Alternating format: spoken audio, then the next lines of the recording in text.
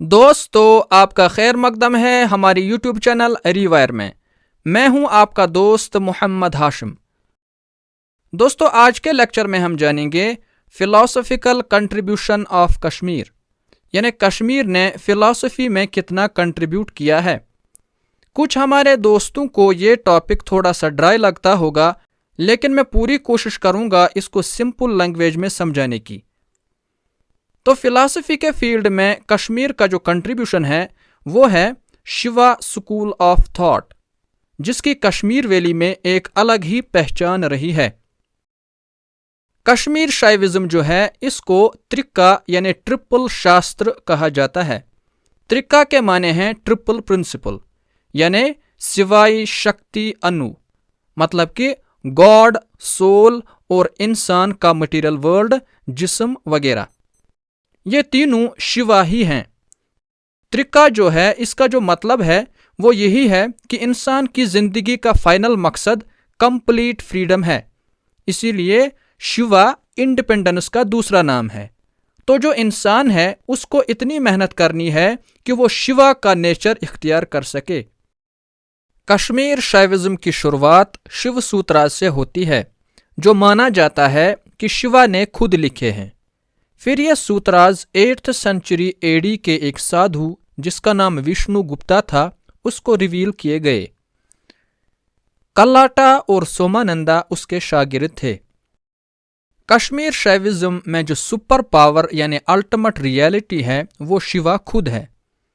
वो supreme Lord है, वो हर जगह है, वो हर चीज में मौजूद है, चाहे वो मूव करती है या नहीं करती है। शिवा को अनुत्तारा कहा जाता है, यानी वही सब कुछ है, उसके बाहर कुछ नहीं है। और ये जो तमाम कायनात है ये शिवा की शक्ति के जरिए बनी है। शक्ति यानी पावर शिवा की क्रिएटिव एनर्जी है। कश्मीर शाइविज्म में 5 तरह की शक्ति होती है। पहली है चित्त शक्ति। चित्ता एक संस्कृत वर्ड है मेमोरी के लिए, जिसका मतलब है सबकॉन्शियस माइंड। तो ये जो शक्ति है ये एक कॉस्मिक एनर्जी है जिसके तहत सारे मेंटल फंक्शंस होते हैं।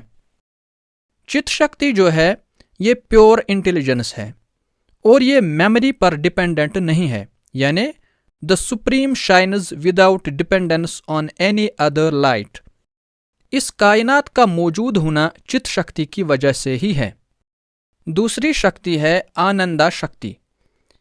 यह एक संस्कृत टर्म है जिसमें आनंदा का मतलब है ब्लिस, हैप्पीनेस और जॉय। तो आनंदा शक्ति यानी एनर्जी ऑफ जॉय ये हमें तब मिलेगी जब हम अपने ज़ाती ख्वाहिशात को कम करेंगे, अपने पर्सनल डिज़ायर्स को लिमिट में रखेंगे। तीसरी शक्ति है इच्छा शक्ति, जिसका मतलब है द पावर ऑफ विल। चौथी तरह की शक्ति है जनाना शक्ति, जिसका मतलब है द पावर ऑफ नॉलेज। और 5वीं किस्म की शक्ति है क्रिया शक्ति, यानी द पावर ऑफ एक्शन। दोस्तों, जो कश्मीर शाइविज्म है इसके मुताबिक शिवा के बहुत सारे दूसरे सिफात भी हैं, जैसे ओमनी प्रेजेंस, यानी शिवा हर जगह मौजूद है। इसी तरह इटरनैलिटी, यानी शिवा हमेशा रहने वाली ताकत है। और फॉर्मलेसनेस, यानी शिवा ऐसी ज़ात है जिसकी कोई शक्ल सूरत नहीं है, वो इंडिपेंडेंट है।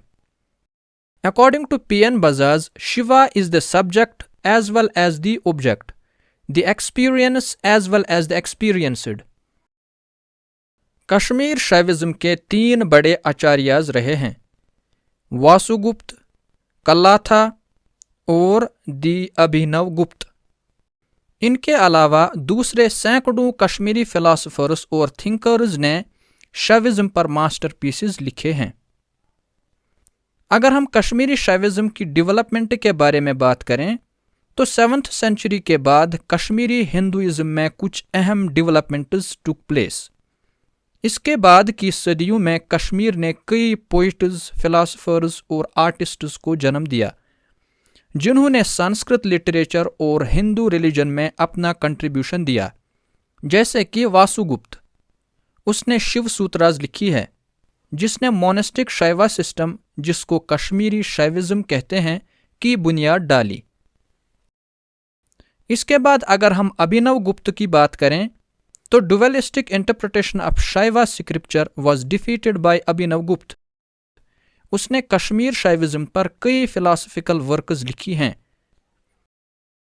अभिनव गुप्त ने त्रिका शास्त्र को 4 बड़े ग्रुप्स में क्लासिफाई किया है: प्रत्या बिजना, कवला, क्रमा और स्पांदा। कश्मीर शैविज्म ने साउदर्न इंडिया में शैविज्म को काफी इन्फ्लुएंस किया है।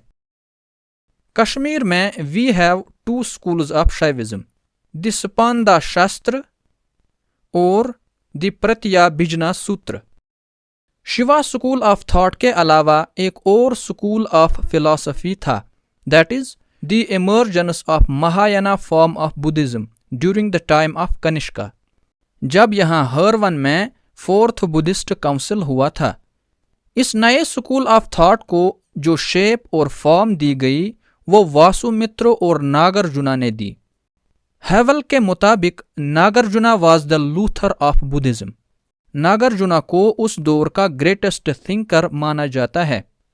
अब जहां तक लिटरेचर का सवाल है, ग्रीसन के मुताबिक कश्मीर संस्कृत लर्निंग का मरकज रहा है और कश्मीर में ग्रेटेस्ट संस्कृत स्कॉलर्स रहे हैं।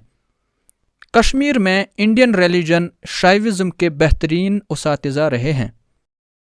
तो some of the greatest Sanskrit scholars and poets were born and wrote in the valley, and from it has issued in Sanskrit language a world famous collection of folklore यानी पंचतंत्र। इसके बाद अगर आर्किटेक्चर की बात करें तो एंशंट कश्मीर में जो कश्मीर की चार्म है वो यहाँ की नेचुरल सीनरी के अलावा यहाँ के टेम्पल्स और फाइन आर्ट्स में नुमायां हैं। इन स्टोन टेम्पल्स में जो बेस्ट प्रिजर्व्ड हैं वो मर्टांड और अवंतीपोरा में हैं। मर्टांड टेम्पल जो कि सन को डेडिकेटेड है, उसको पूरी दुनिया में सारे आर्कियोलॉजिस्ट्स और आर्टिस्ट्स काबिले तारीफ समझते हैं। दोस्तों, इसी के साथ हमारी कश्मीर की एंशंट हिस्ट्री मुकम्मल हो जाती है। उम्मीद है कि आपको ये लेक्चर पसंद आया होगा। इस लेक्चर को दूसरों तक भी पहुंचाइए ताकि सबको फ़ायदा हो सके।